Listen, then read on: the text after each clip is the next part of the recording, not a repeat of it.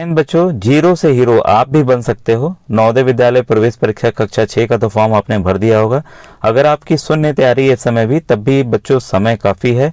आप बस लगन से एकदम पढ़िए, ठीक है। और आज मैं आपको वीडियो में अनुच्छेद और साथ ही साथ जो आकृति मिलान वाले कुछ प्रश्न आपको बताने जा रहा हूँ। बच्चों, आपको बताना चाहूँगा, मैं एक गवर्नमेंट टीचर हूँ और मैं लगातार बच्चों को प्रतियोगी परीक्षाओं में निकाल रहा हूं। मैं अजय कुमार वाराणसी जनपद से आपके अपने चैनल नव शिक्षण पे स्वागत करता हूं।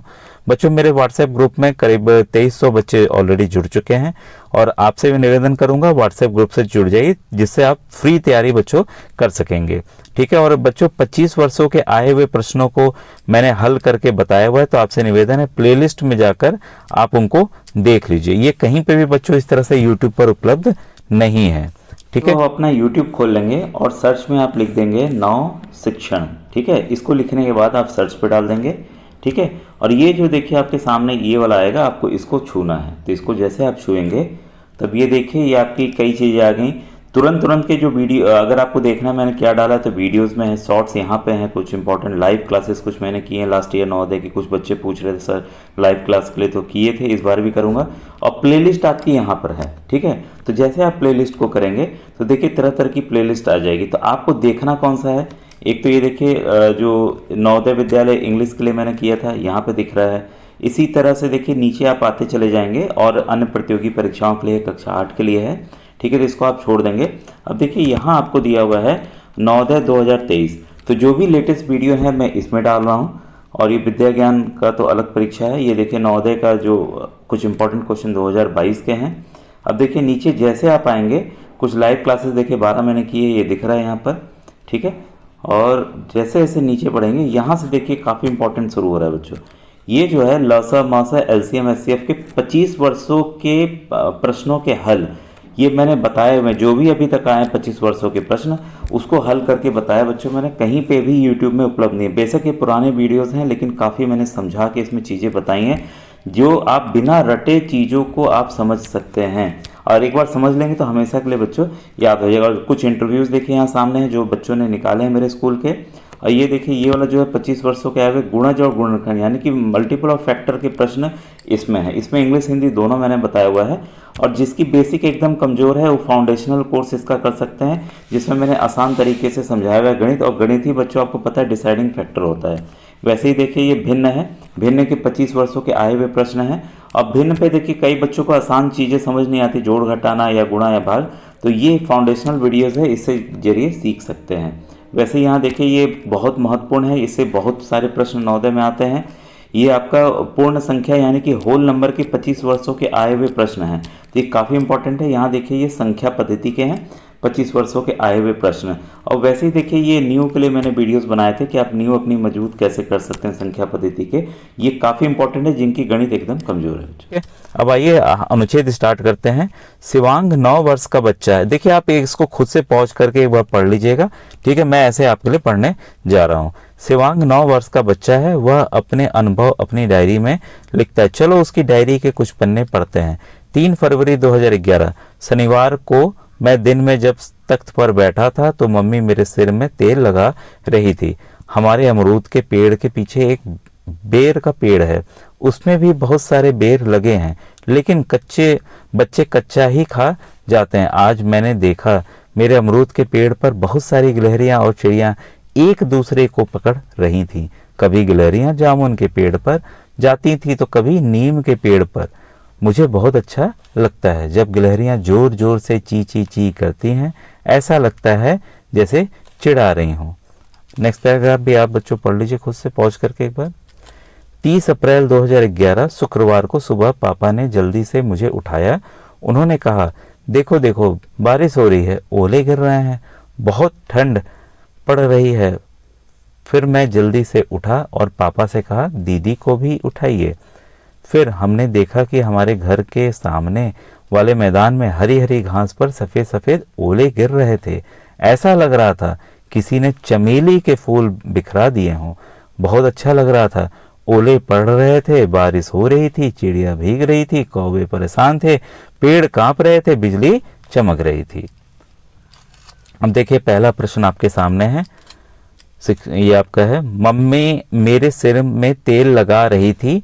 यहाँ मेरे शब्द किसके लिए? भाई मेरे मतलब किसके लिए? जो कहानी ये कह रहा था, ठीक है। तो ये किसके लिए है? ये शिवांग के लिए। तो क्लियर है कि इसका आंसर क्या होगा बच्चों? डी। फिर है नेक्स्ट क्वेश्चन, शिवांग को गिलहरियां चिढ़ा रही थी। भाई कैसे गिलहरियों की आवाज की बात की गई? ची ची ची करके, ठीक है। तो आंसर क्या होगा इसका? बी, ठीक है। तो काफी आसान प्रश्न है, आपको इसमें कोई दिक्कत नहीं हो रही होगी। डायरी में क्या लिखते हैं? तो भाई डायरी में कहानी लिखते हैं कि निबंध लिखते हैं कि अनुभव लिखते हैं कि प्रार्थना पत्र? लेकिन यहाँ शिवांक जो है क्या लिख रहा था? अपने अनुभव लिख रहा था। अगर आपको जैसे कोई प्रश्न नहीं समझ में आए तो वापस से आप क्या करेंगे? अनुच्छेद पे जाएंगे, जो ओरिजिनल पेपर की बात करें, फिर से उसको पढ़ेंगे, फिर देखेंगे भाई इस चीज की कहाँ बात की गई है, उस हिसाब से क्या उत्तर होगा। अपने हिसाब से आपको नहीं लिखना है, कहानी जैसे बता रही है कहानी के हिसाब से आपको उत्तर देना है। अब देखिए नेक्स्ट क्वेश्चन है आपके सामने, पापा ने शिवांक को सुबह जल्दी किस दिनांक को उठाया? ठीक है, तो किस दिनांक को उठाया भाई? 30 मार्च 2011 शुक्रवार को। भाई एक बार डेट कंफर्म कर लें, ये देखिए 30 मार्च 2011 शुक्रवार को, ठीक है। इसके बाद देखिए नेक्स्ट क्वेश्चन है, चमेली के फूल जैसे कौन लग रहे थे? तो भाई देखिए ओले गिर रहे थे तो ओले ही ना लगेंगे, तो इसका आंसर क्या होगा? सी। तो मुझे उम्मीद है बच्चों ये अनुच्छेद आपको अच्छे से समझ में आ गया होगा।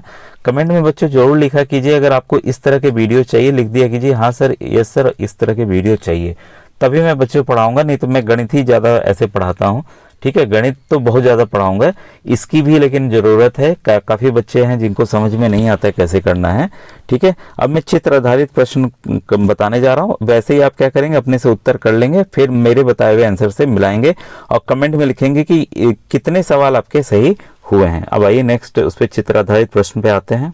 बच्चों देखिए आपके सामने चित्र आधारित प्रश्न है, ये आपकी प्रश्न आकृति है, ठीक है, और हमें इसमें से मिलान करना है कि हूबहू इसी की तरह कौन सा है, ठीक है। तो आपने उत्तर खोज लिया होगा, अब मैं देखिए उत्तर इसका बताने जा रहा हूं। तो देखिए साफ साफ देख रहे हैं कि एक तो देखिए ये डंडी यहाँ निकली हुई, इस वाले में है ही नहीं, तो ये ऐसे ही कट गया, ठीक है। और अंदर की तरफ जो है 1 2 3 निकले हैं, ठीक है। तो इसमें 3 निकले हैं भाई, इसमें ज़्यादा निकले तो ये ऐसे ही कट गया, इसमें भी 3 है लेकिन अलग ढंग से निकले, तो साफ साफ दिख रहा है कि आंसर क्या होगा इसका? ये होगा। पूरी तरह से देखिए आकृति को मिला लीजिए तो आपको पता चल जाएगा कि इसका आंसर ए ही। अब बच्चों ये आपको दूसरा सवाल दिख रहा होगा, एक टेडी बियर है, देखिए तो इस टेडी बियर में आप मिलाइए कि कौन सा एकदम मेल खा रहा है। तो देखिए साफ काला काला वाला है, ये तो खुद ही कैंसिल हो गया, काला है ही नहीं।